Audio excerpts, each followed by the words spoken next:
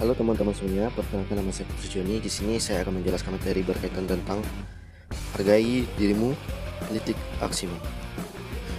Apa sih yang dimaksud dengan hargai dirimu, kritik aksimu? Hargai dirimu, kita diajak untuk benar-benar memahami siapa diri kita, mulai dari kelebihan, kekurangan, minat, bakat, sampai hal-hal yang membuat kita semangat. Dengan mengenal diri, kita jadi tahu arah hidup dan pilihan kita tepat untuk dijalani. Kritik aksimu. Setelah mengenali diri, jangan hanya berhenti pada pemahaman.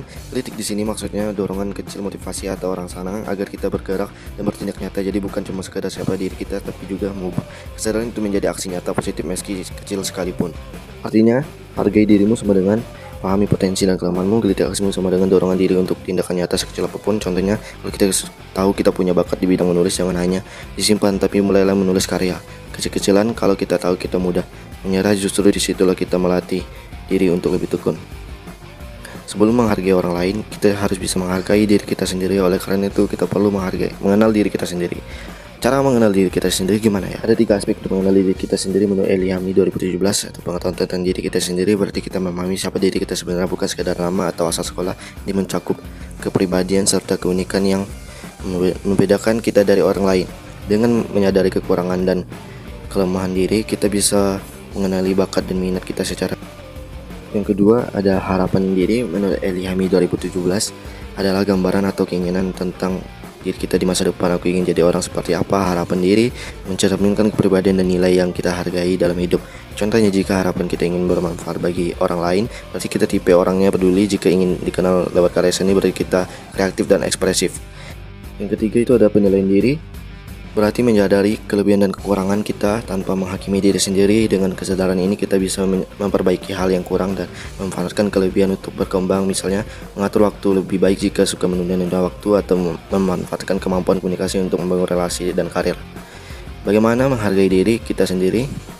Yang pertama, berhenti membandingkan diri dengan orang lain, karena tiap orang punya jalannya sendiri. Membandingkan hanya membuat kita minder dan tidak bisa berkembang. Lebih baik membandingkan diri dengan versi kita yang dulu. Apakah hari ini kita sudah lebih baik dari kemarin? Kedua, menerima perbedaan keunikan diri. Setiap manusia punya keunikan dan perbedaan, baik dari secara berpikir, sifat, bakat maupun latar belakang. Menyadari bahwa aku berbeda dan itu bukan masalah, justru membuat kita lebih melihat diri sebagai pribadi yang istimewa. Yang ketiga, menerima kelemahan sebagai motivasi. Keunikan bukan hanya kelebihan tetapi juga kelemahan. Kekurangan bukan tanda bahwa kita gagal, melainkan bisa menjadi ruang belajar. Jadikan kelemahan itu sebagai motivasi untuk kita bisa berkembang.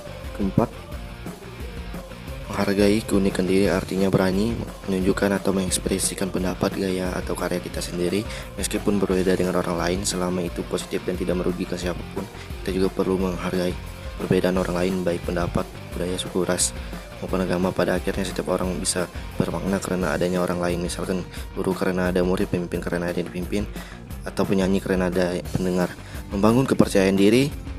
Menurut Maslow, percaya diri adalah modal dasar untuk mengembangkan aktualisasi diri. Dengan percaya diri, seseorang mampu mengenal, memahami, dan memanfaatkan kemampuan secara tepat. Sebaliknya, kurang percaya diri membuat orang pesimis, ragu menyampaikan gagasan, dan bimbang mengambil keputusan, serta sering membandingkan diri dengan orang lain.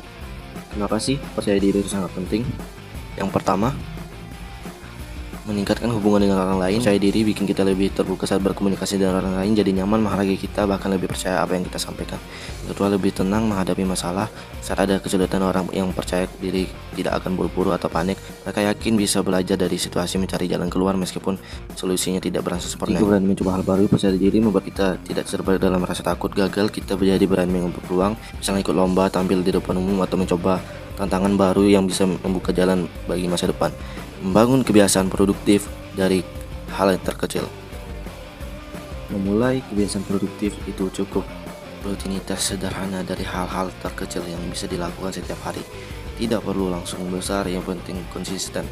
Misalnya bangun 10 menit lebih pagi, merapikan tempat tidur, membatasi waktu main HP, dan membiasakan mengucapkan terima kasih atau hal positif setiap hari untuk melatih sikap bersyukur. Lama-lama kebiasaan kecil itu akan menjadi rutinitas positif dalam hidup. Hargai dirimu, kritik aksimu. Dirimu berharga, jadi jangan sia-siakan dengan diam saja.